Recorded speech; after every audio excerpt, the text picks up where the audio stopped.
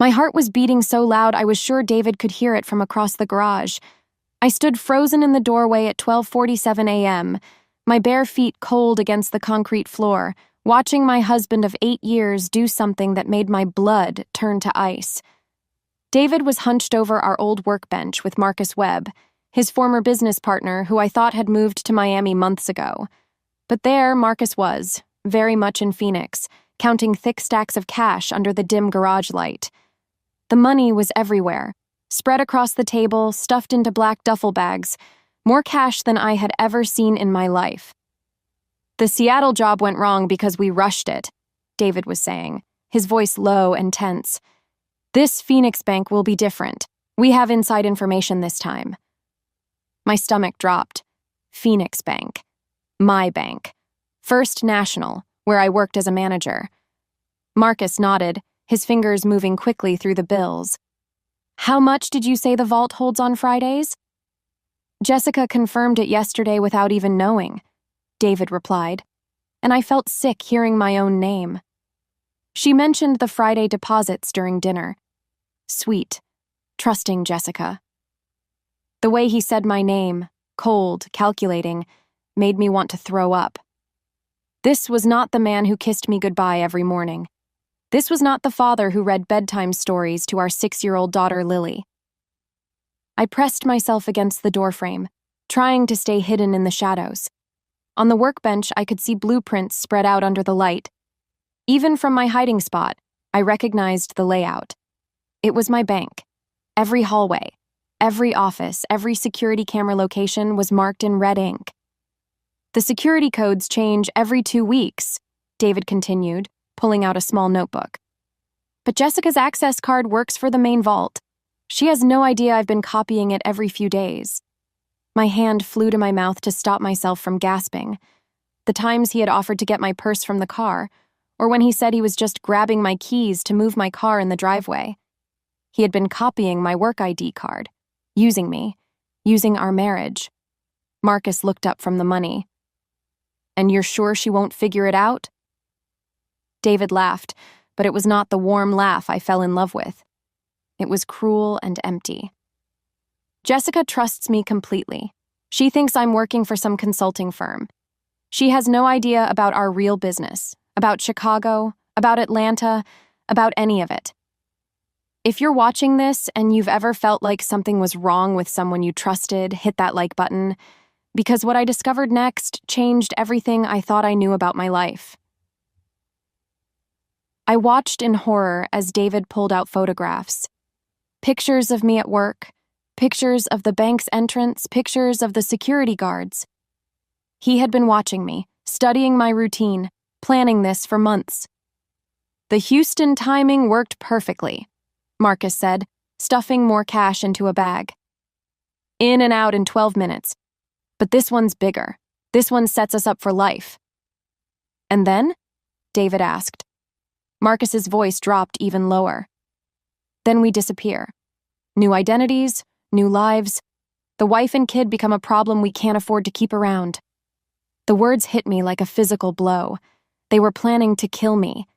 Kill Lily. After they robbed my bank using information I had unknowingly given them, they were going to murder us.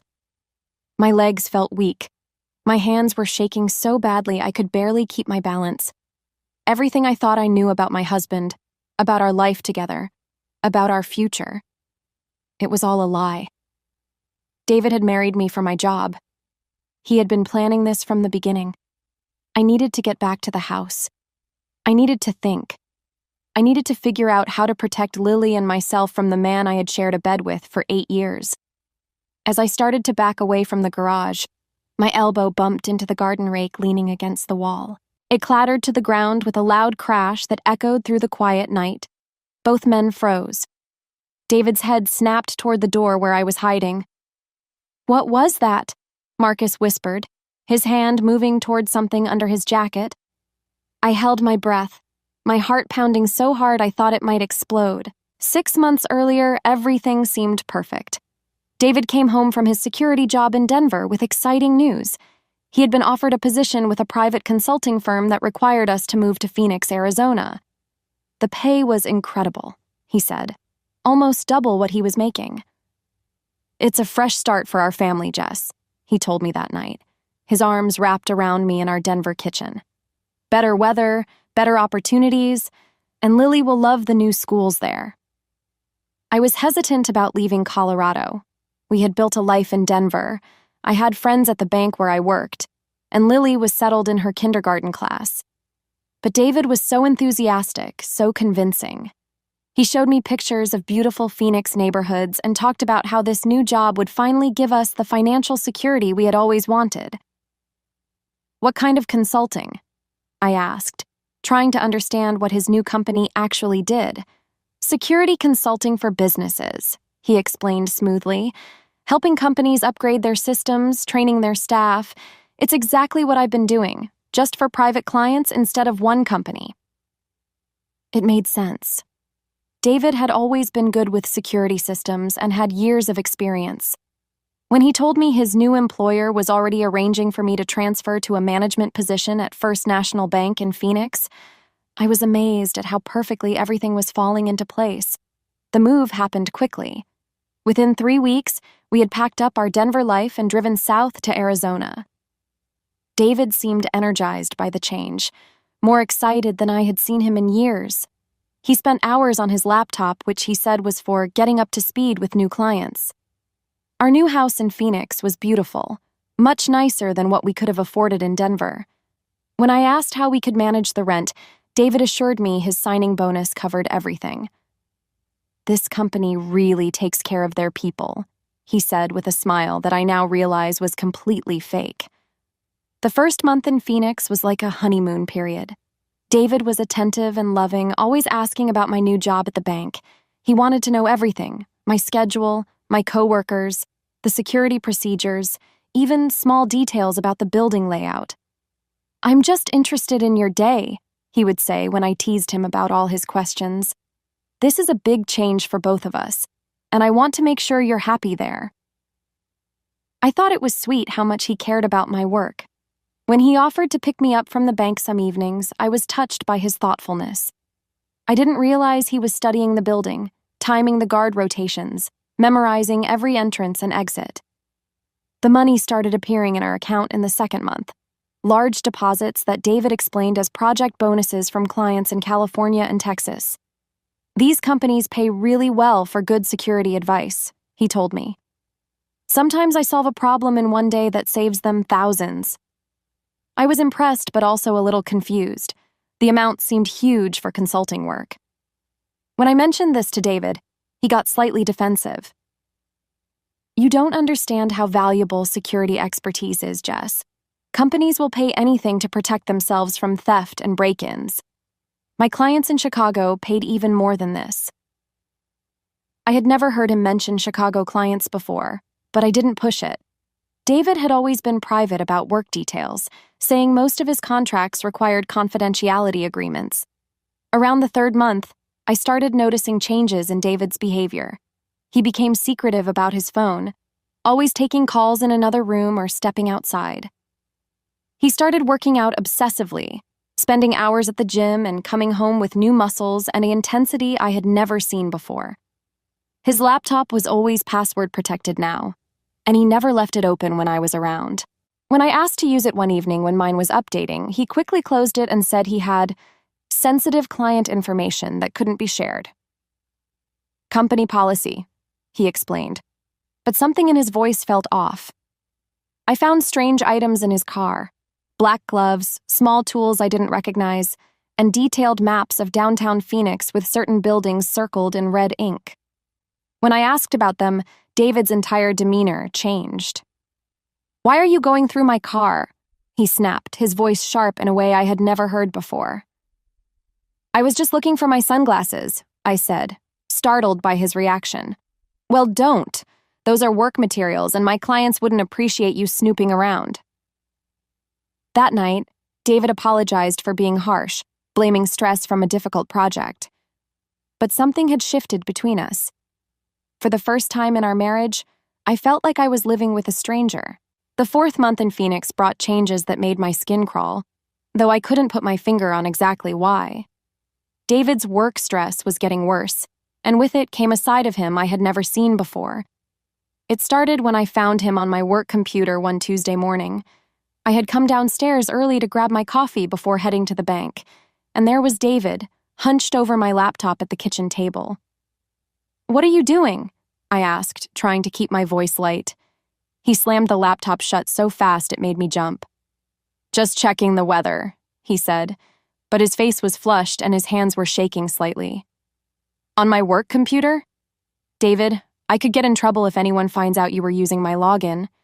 "It's fine, Jess. I wasn't doing anything wrong." His voice had that sharp edge again, the one that made me feel like I was walking on eggshells. Later that day at work, I checked my computer's history out of curiosity. What I found made my blood run cold. Someone had been accessing our bank's internal security protocols, guard schedules, and vault procedures. The searches had been done using my login credentials, but I had been asleep when they happened. I printed out the search history and confronted David that evening. His reaction was explosive. "You're checking up on me now?" he shouted, grabbing my wrist so hard I gasped. "You don't trust your own husband?" "David, you're hurting me," I whispered, looking down at his fingers wrapped around my wrist like a vice. He let go immediately, but the damage was done. I could already see the bruises forming on my skin.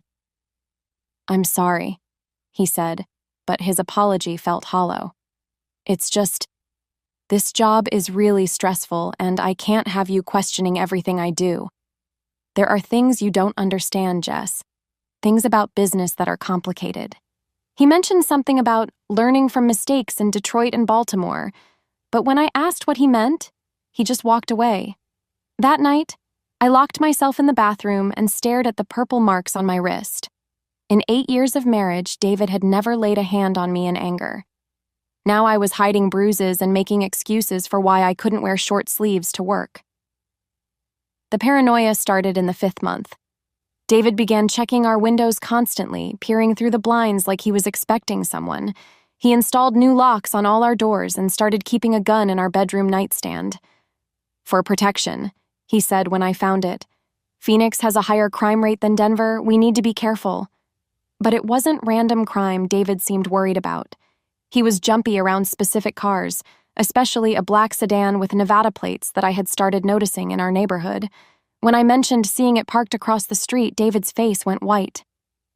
"Stay away from that car," he said urgently. "If you see it again, come inside immediately and don't look at it." "Why?" "David, what's going on?" "Just do what I say, Jess. Please." The black sedan belonged to Marcus Webb, though I didn't know that yet. I just knew that David was terrified of whoever was driving it, and that terror was making him dangerous. I started finding strange things around our house. Tiny electronic devices hidden behind picture frames and under furniture. When I showed one to David, he claimed it was probably left by the previous tenants. "Old security equipment," he said, but he was lying. I could see it in his eyes. The devices were listening to us. Someone was monitoring our conversations, and David knew about it. Whether he had planted them himself or someone else had, I couldn't tell. But our home no longer felt safe. David's mentions of other cities became more frequent and more disturbing. He would reference the Houston timing and Atlanta methods in phone calls he thought I couldn't hear. He talked about people in Kansas City who learned the hard way about interfering with business. I started to realize that David's consulting work wasn't consulting at all. The money, the secrecy, the fear, the violence, it all pointed to something illegal, something dangerous. And I was trapped in the middle of it with our 6-year-old daughter, living with a man who was becoming more unstable and violent every day. The worst part was that I still loved him. Despite everything, part of me kept hoping this was all a misunderstanding, that the David I married was still in there somewhere. But when I looked at the bruises on my wrist and saw the fear in Lily's eyes when Daddy raised his voice, I knew I was lying to myself. Something terrible was coming, and I had no idea how to stop it. The discovery that broke my heart completely came on a quiet Thursday evening in our 5th month in Phoenix. I was helping Lily with her homework when she asked me an innocent question that made my world crumble. "Mommy, What time do the guards at your work go home? I looked up from her math worksheet, confused. What do you mean, sweetheart? Daddy asked me to find out. He said it was for a surprise he's planning for you at work. Lily's big brown eyes were so trusting, so innocent. She had no idea what she was really asking. My hands started shaking. What else did Daddy ask you to find out? Just stuff about your work, like what time you leave, and if you have keys to the big safe, and if there are cameras in the parking lot. She said it so casually, like she was talking about what she wanted for lunch. I felt sick. David was using our 6-year-old daughter to spy on me. He was turning our baby into an unwitting accomplice in whatever he was planning. Lily, honey, don't answer any more questions about Mommy's work, okay? Even from Daddy. But he said it was for a surprise. I know, baby. But let's keep it a secret between us for now. That night, after Lily was asleep, I searched David's things more carefully than I ever had before. What I found in his jacket pocket made me want to scream. Printed emails from my work account, messages about guard schedules, vault procedures, and security camera blind spots. David had been reading my work emails for months, using the login information he had stolen when I caught him on my computer. But it was worse than just reading them. He had been printing specific emails and highlighting important details, information about Friday cash deposits, weekend security protocols, and emergency procedures. He was building a complete picture of my bank's vulnerabilities. I found photographs, too. Pictures of my work ID badge taken from different angles, close-up shots of the magnetic strip and the security chip. David had been copying my access card, probably every time he offered to get my purse or move my car. The betrayal cut deeper than any physical wound. Every kind gesture, every helpful offer, every moment of seeming thoughtfulness had been calculated manipulation. David had been using my love and trust against me for months. When I confronted him the next morning, his mask finally slipped completely. You went through my things? His voice was ice cold, nothing like the man I had married. You've been using our daughter to spy on me. You've been stealing information from my work. David, what are you planning? He stepped closer, and I instinctively backed against the kitchen counter. You need to stop asking questions, Jess. There are things happening that are bigger than you understand. Then explain it to me. Help me understand why you're researching my bank's security. David's laugh was bitter and cruel. You really want to know? Fine. I married you because you worked at a bank. I researched you for months before we met, learned everything about your job, your schedule, your access levels. You were perfect, trusting, naive, and completely unaware of how valuable you were. The words hit me like physical blows. You targeted me? The whole thing was planned, Jess. The romantic meeting at that coffee shop? I knew you went there every Tuesday. The shared interests? I studied your social media for weeks. Even moving to Phoenix was part of the plan. Your bank here processes more cash than the one in Denver. I felt like I was drowning. Our marriage? Lily? Was any of it real? Lily was an accident, but she turned out to be useful. Kids ask innocent questions that adults can't get away with. His voice was completely emotionless now. And you've been the perfect wife, trusting, helpful, always sharing details about your day at work. I tried to run, but David grabbed my arm, his grip bruising. You're not going anywhere, Jess. You're going to keep doing exactly what you've been doing. Go to work, smile at your coworkers, and pretend everything is normal. And if I don't? His eyes were dead, empty of any love or warmth I had ever seen there. Then you and Lily become problems that need to be solved. And I've gotten very good at solving problems over the years. Ask anyone in Minneapolis or Kansas City. The threat was clear. David would kill us both if I interfered with his plans. I was trapped, living with a stranger who had stolen 8 years of my life and was now planning to destroy everything I had left. But I wasn't going to let him hurt Lily. Whatever it took, I had to find a way to protect my daughter from the monster I had unknowingly married. The next 2 weeks were the longest of my life. I had to pretend everything was normal while living with the knowledge that my husband was a dangerous criminal who had been manipulating me for years. Every morning, I kissed him goodbye and went to work, knowing he was planning to rob my bank using information I had unknowingly provided. I started paying attention to details I had missed before. David's phone calls became clearer when I listened carefully from the next room. He talked about the New Mexico route and crossing into Mexico within 6 hours. They had escape plans that stretched across state lines. The Sacramento job taught us about timing, I heard him tell Marcus during one late-night call. We can't afford to spend more than 8 minutes inside, in and out before the silent alarms reach the police. Sacramento, St. Louis, Tampa, Kansas City. David had been doing this for years, moving from city to city, robbing banks and disappearing. I wasn't his first victim. I was just the latest in a long line of people he had used and probably destroyed. I found more evidence hidden in our garage. Fake identification documents with David's photo but different names, credit cards and driver's licenses from multiple states. There was even a passport with David's picture but the name Michael Rodriguez from Texas. The most chilling discovery was a notebook filled with details about me that dated back to before we met. David had researched my work history, my daily routines, even my favorite coffee shop in Denver. He knew I worked late on Fridays processing weekly deposits. He knew I had access to the main vault. He knew I was trusting and wouldn't ask too many questions. Target: Jessica Martinez, Assistant Manager, First National Denver, read the first page. Single, no close family, works late Fridays, vault access level 3, appears lonely, looking for relationship. I had to put the notebook down and run to the bathroom to throw up. Every moment of our courtship had been calculated. Every shared laugh, every intimate conversation, every time he told me he loved me. It was all part of an elaborate con. But the worst part was realizing that Lily and I were never meant to survive this. I found references to cleanup procedures and eliminating witnesses in David's notes. We weren't just victims of his robbery plan. We were loose ends that needed to be tied up permanently. Marcus had been staying in a motel across town, but he started coming to our house more frequently. I would hear them in the garage going over blueprints and timing schedules.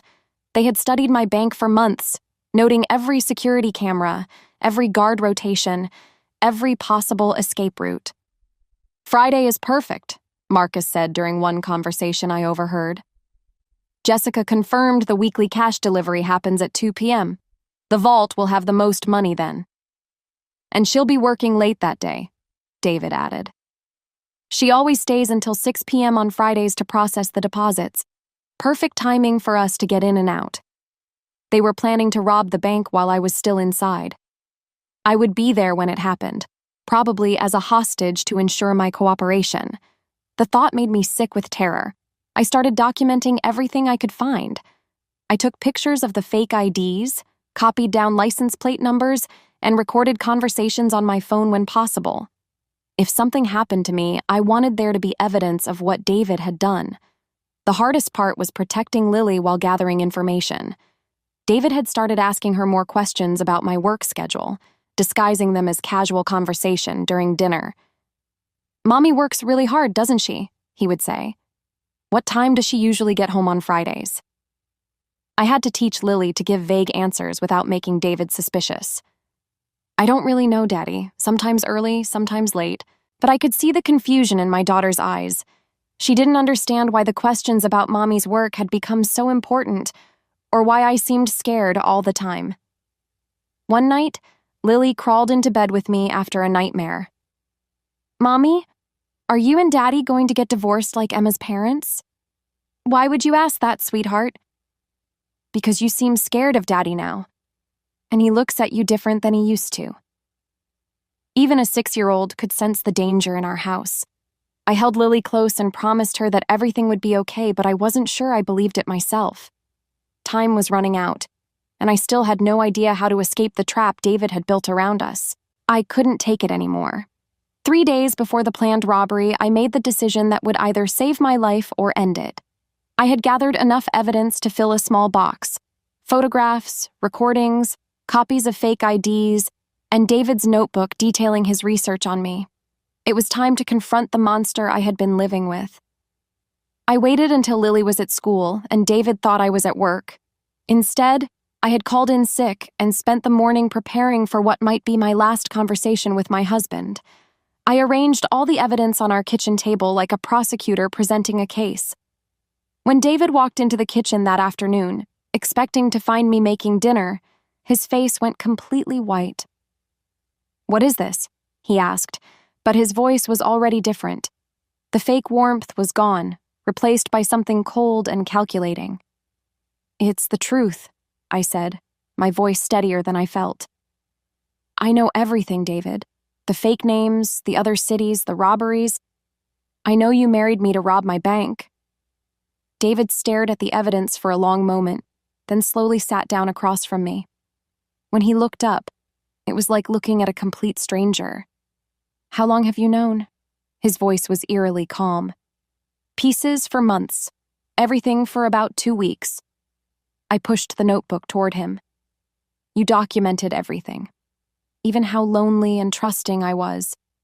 Even how easy I would be to manipulate." David picked up the notebook and flipped through it casually, like he was reading a grocery list. "You were perfect, you know. Exactly what we needed for this job." "We?" "Marcus and I have been doing this for 5 years. Banks in 8 different states. You're not the first woman I've married for access, Jess. You're just the most successful one." The words hit me like a physical blow. There were others? Sarah in Sacramento lasted 6 months before she got suspicious. Had to end that one early. David's tone was conversational, like he was discussing the weather. "Michelle in Tampa was smarter than you, figured it out in 3 months. That was messier." I felt sick realizing what messier meant. "You killed them." "I did what was necessary to protect the operation." David stood up and walked to the window, checking the street like he always did now. "Just like I'll do what's necessary now." "I'm calling the police," I said, reaching for my phone. David moved faster than I expected. He grabbed my wrist and twisted until I dropped the phone, then kicked it across the kitchen floor where it shattered against the wall. "No, you're not." His grip was crushing my bones. "You're going to go to work tomorrow like nothing happened. You're going to process those Friday deposits like you always do. And when Marcus and I walk into that bank, you're going to cooperate completely." "And then what? You kill me like the others?" David's smile was the most terrifying thing I had ever seen. "That depends on how cooperative you are. If you help us get the money and keep your mouth shut, maybe you and Lily get to disappear with us. New identities, new life." "I don't believe you." "You shouldn't." The honesty in his voice was somehow worse than the lies. "Witnesses are liabilities, Jess. Even useful ones eventually become problems." I heard a car door slam outside.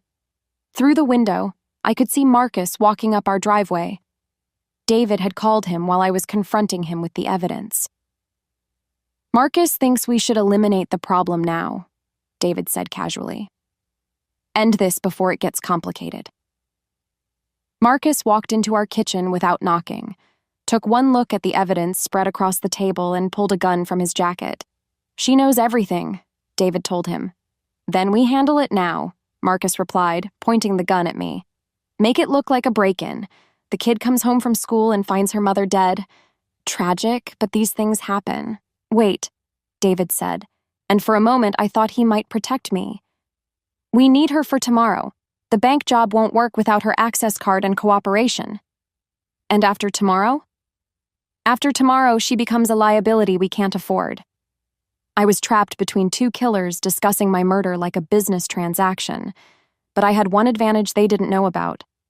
Before confronting David, I had sent a detailed email to Detective Riley in Portland, explaining everything and asking him to contact Phoenix police if he didn't hear from me by tomorrow evening. I just had to survive until then. Marcus kept the gun trained on me while David gathered up all my evidence. "You're going to work tomorrow, and you're going to help us rob that bank. And if you try anything stupid, anything at all, Lily dies first." Understand? I nodded, knowing I had no choice, but I wasn't giving up. Somehow, I was going to stop them and protect my daughter, even if it killed me. Friday morning arrived like a death sentence. I dropped Lily off at school, kissing her goodbye and memorizing her face in case it was the last time I would see her. She sensed something was wrong and clung to me longer than usual. "Mommy, you seem scared," she whispered in my ear. "Everything's going to be okay, baby. I love you so much."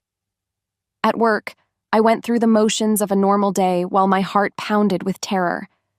David had given me specific instructions: disable the silent alarm at exactly 2:15 p.m. when the cash delivery arrived, prop open the back entrance, and stay calm when they entered the bank. But I had my own plan. At 1:45 p.m., I excused myself to the bathroom and used my personal phone to call 911. There's going to be an armed robbery at First National Bank on Central Avenue at 2:15 p.m. today. 2 men, one named David Thompson, one named Marcus Webb. They have detailed inside information and escape routes planned through New Mexico into Mexico. The dispatcher kept me on the line, asking for details. I gave them everything: the fake IDs, the previous robberies in other states, the threats against my daughter. "I'm Jessica Thompson, the bank manager. One of the robbers is my husband. He's been planning this for months." At 2:10 p.m., I saw David's car pull into the parking lot. My hands were shaking as I pretended to work at my desk.